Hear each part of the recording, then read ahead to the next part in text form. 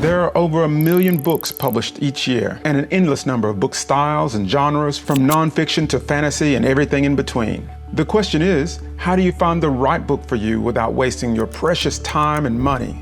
Do you choose Rice or Rolling? Do you choose Art of War or War and Peace? How do you cut through the noise to make sure that the next book you purchase is the right one?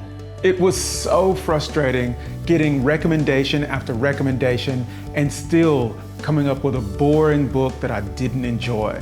But with all the available information sources, online reviews, bestseller lists, and recommendations from friends and family, why is it still so hard to find the right book? Because until now, you've left it to chance. But no more, my friends. I've got a simple 3-step system that'll help you find the right book for you right now.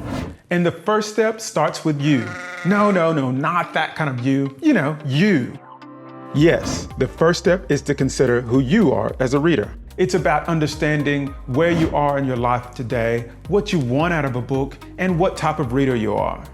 I look at this as like a filter, trying to make sure that you narrow down your choices to the right books. We have to understand where books fit in your life. Do you have the time? How will it help? A book should provide value, so deciding what's in it for you is important. You have to know your wants and needs. Is it entertainment, education, for escape, your career, or others? The best book for you will often depend on the type of reader you are. What and when do you enjoy reading? My wife and I are so alike in so many ways, but we're such different readers. She loves fantasy and I love nonfiction. She loves to be whisked away to a faraway land, and I like to be grounded to get information from our personal growth or business pursuits. And this is why it's so important to understand what type of reader you are before you go out and purchase that book. Do you love series novels? Or are you a literary snob who prefers to read award winners or the classics? You may be loyal to an author or a theme. Or are you the type that starts a book and never finishes? You could love nonfiction or fiction. Or do you prefer to follow the crowd, only reading the books that your friends or colleagues have read before?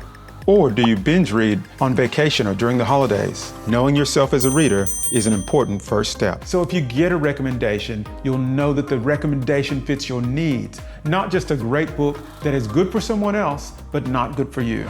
Choosing the right book is kind of like choosing the right shoe for yourself. Every shoe doesn't work for every situation. These are great shoes for the sports field, not so much for the dance floor. So make sure you're filtering your book choices so that you can get the right fit. How did this get in there? Babe. And the next step is all about getting organized. It's about listening and lists. Now that you know who you are as a reader, you should keep your eyes and ears open for books that could be a potential fit. Now we should be open for listening for or researching to find those books that fit our filter. This is how you organize yourself. This is how you make sure that when you hear a recommendation, you have somewhere to store that information. You have somewhere to record it and take down a little bit of a note, so later when you find out if it fits your needs, you can grab that book and it be the right book at the right time. You could talk to friends or colleagues about other books to consider. You could read online reviews or take note of the books mentioned on podcasts or videos. But the key is to capture as many book choices as you can so you don't forget them. There are so many great ways to capture information, so I won't bore you with all of them, but I can tell you what I do. I love to take a little bit of a note on my phone. You want to jot down the following details: the name of the book, who recommended it, and why it's a great book for you. You can use your notes app or just a good old-fashioned pen and paper. And before we get to the last and most important step, I'll just offer a little bit of a bonus, and that is a way to filter and find great books based on your interests, based on your needs, and based on who you are. You can use sites like Google Books, Amazon, and great sites like Goodreads, which has advanced search options and even a built-in book list. And then there are really interesting sites like Witchbook, which helps you not only search by topic, but things like your mood and how you're feeling.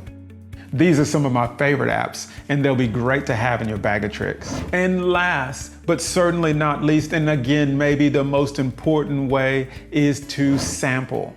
You have to taste test what you want to read.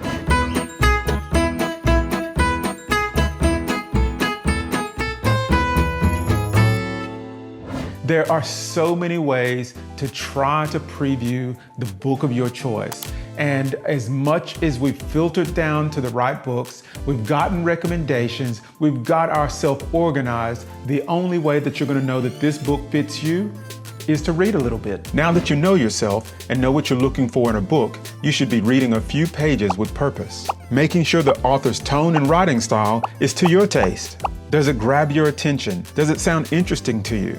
And remember, the back of the book summary is not enough. Yes, when you read those summaries, they'll most likely sound really compelling because the publisher or marketing professionals have helped craft the perfect text to capture your attention. But don't be fooled. In other words, don't judge a book by its summary. As an author myself, I can tell you that it's only by venturing inside the book that you can know the author's voice and what's in store for the remaining pages. You need to read the words of the actual author. That's how you can truly judge a book. Now that I know that you've got the right tools to find the next book of your dreams, make sure you check out this next video.